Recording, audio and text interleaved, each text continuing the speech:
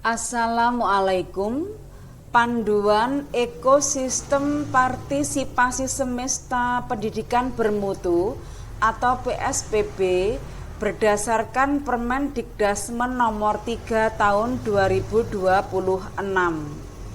Ekosistem kolaborasi terstruktur. Ini ada input resources, struktur pathway, PSPB, dan output institution. PSPB adalah inisiatif negara untuk menghimpun, mengelola, dan memfasilitasi partisipasi masyarakat dan swasta dalam mewujudkan pendidikan bermutu untuk semua. Dengan cara memperluas jangkauan program prioritas pendidikan melalui kolaborasi strategis, menyediakan mekanisme pengelolaan bantuan yang efisien dan tepat sasaran, membentuk tata kelola kelembagaan dan sistem pendukung yang menjamin keberlanjutan. 5 pilar penyelenggaraan PSPB. Yang pertama, berbasis data. Kebutuhan dan perencanaan didasarkan pada data tervalidasi dari sistem kementerian. Kedua, tepat sasaran. Bantuan disalurkan 100% kepada pihak yang benar sesuai hasil validasi menyeluruh. Ketiga, akuntabel. Penyelenggaraan transparan, terbuka, dan dapat dipertanggungjawabkan kepada publik. Keempat, berkesinambungan.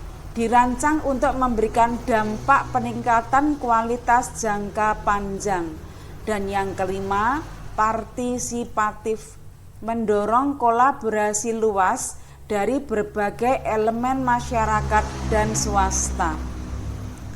Ekosistem PSPB ini kementerian dan tim pelaksana meliputi fasilitator, validator, dan pengawas. Ini pemberi bantuan, sumber dayanya mitra kontributor, dan PUB. PUB itu pengumpulan uang dan barang. Ini menuju ke lembaga penyalur sebagai eksekutor distribusi dan penerima bantuan atau pemanfaat akhir, yaitu sekolah, guru, ataupun murid. Sistem dirancang agar setiap aktor memiliki peran spesifik dengan pengawasan penuh dari kementerian. Matriks peran dan tanggung jawab. Untuk mitra kontributor pada pasal 6, definisinya adalah pemberi bantuan langsung. Kriteria utamanya adalah legalitas sah, sumber dana jelas, kewajiban pelaporan, lapor langsung ke kementerian. Untuk penyelenggara PUB pada pasal 6, definisinya adalah penghimpun dana dari masyarakat atau mitra. Kriteria utama berbadan hukum, memiliki izin PUB resmi, kewajiban pelaporan, lapor ke kementerian dan mitra. Untuk lembaga penyalur pada pasal 7, definisinya adalah pengelola dan distributor barang atau jasa. Kriteria utama adalah legalitas sah, ditunjuk oleh pemberi bantuan, kewajiban pelaporan, lapor ke pemberi bantuan. Penerima bantuan pada pasal 8, definisinya pemanfaat akhir, yaitu sekolah, guru, ataupun murid. Kriteria utama terdaftar aktif, diverifikasi butuh bantuan, kewajiban pelaporan, memberi informasi saat audit, catat aset. Siapa saja yang dapat menjadi mitra kontributor? PSPB membuka pintu kolaborasi bagi entitas yang memiliki komitmen terhadap mutu pendidikan nasional. Mitra PSPB bisa berbentuk perusahaan swasta, baik nasional ataupun internasional, komunitas, yaitu organisasi masyarakat sipil dan LSM, yayasan sosial, filantropi, dan CSR atau Corporate Social Responsibility. Organisasi internasional semisal mitra pembangunan, individu atau kelompok independen, dan BUMN atau BUMD. Syarat mutlak memiliki legalitas sah dan sumber kontribusi yang dapat dipertanggungjawabkan secara hukum. Skematik jalur penyaluran bantuan ini ada 3 jalur nggih, pathway itu jalur, pathway A, pathway B, dan pathway C. Untuk pathway A ini jalur mandiri, penyaluran dan pengelolaan dilakukan langsung oleh mitra. Jadi dari mitra kontributor langsung ke penerima bantuan. Untuk pathway B, jalur B, eksekutor eksternal, mitra menunjuk pihak ketiga untuk eksekusi pengadaan atau distribusi. Ini ada lembaga penyalur untuk sampai ke penerima bantuan. Pathway C atau jalur C, ini penyelenggara PUB. Jalur C atau agregator itu pihak ketiga. Digunakan jika dana dikumpulkan secara kolektif dari masyarakat berizin. Komponen bantuan dan kriteria penerima. Bentuk bantuan sesuai dengan pasal 4 adalah bisa berupa barang, yaitu infrastruktur perangkat dan buku atau yang lainnya.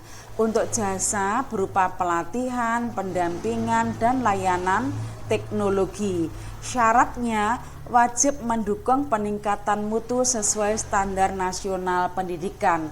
Untuk penerima akhir pada pasal 8, profil penerima siapa saja, yaitu satuan pendidikan, pendidik, dan peserta didik.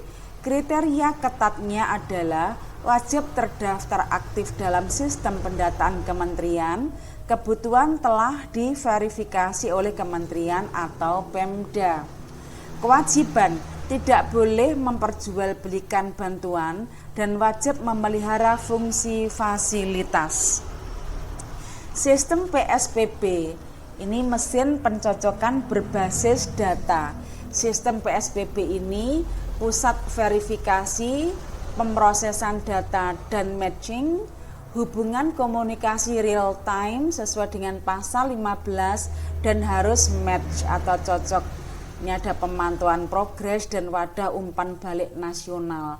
Yang perlu diingat adalah ada registrasi mitra, ada pernyataan minat dan komitmen, data kebutuhan sekolah, dan validasi awal Pemda. Siklus operasional bantuan end-to-end.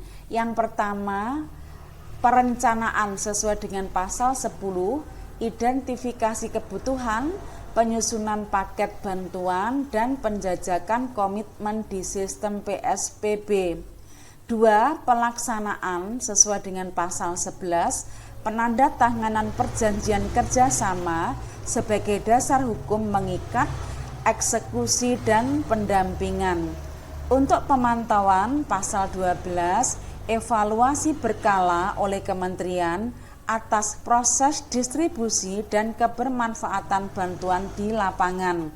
Untuk pelaporan pasal 13, serah terima formal, ini berita acara serah terima atau BAST, dokumentasi visual, dan pencatatan administrasi yang transparan.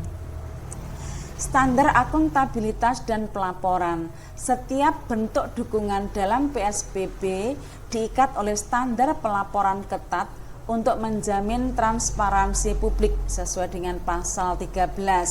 Dokumen legal, berita acara serah terima wajib disusun sebagai bukti sah perpindahan manfaat kepada penerima.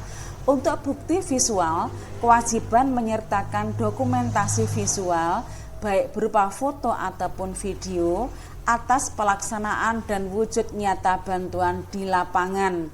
Pencatatan aset khusus untuk bantuan aset tetap, infrastruktur atau hardware wajib dicatat dalam sistem inventaris negara barang milik daerah sesuai hukum administrasi.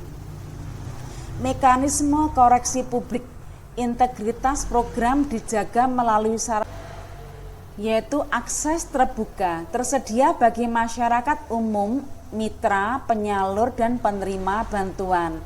Tujuan pengawasan melaporkan kendala, penyimpangan, atau ketidaksesuaian pelaksanaan program PSBB. Kanal resmi terpusat dikelola secara terpusat melalui kanal resmi kementerian untuk penanganan cepat dan pelacakan digital. Permendikdasmen nomor 3 tahun 2026 mengubah niat baik menjadi ekosistem yang terukur, terlindungi secara hukum, dan berdampak nyata. Validitas, bantuan tiba di titik yang paling membutuhkan. Transparansi, setiap rupiah dan aset dapat dilacak. Legalitas, berpayung hukum resmi dari kementerian. Call to Action atau CTA, daftarkan komitmen institusi Anda melalui sistem PSBB dan jadilah arsitek pendidikan masa depan. Terima kasih, wassalam.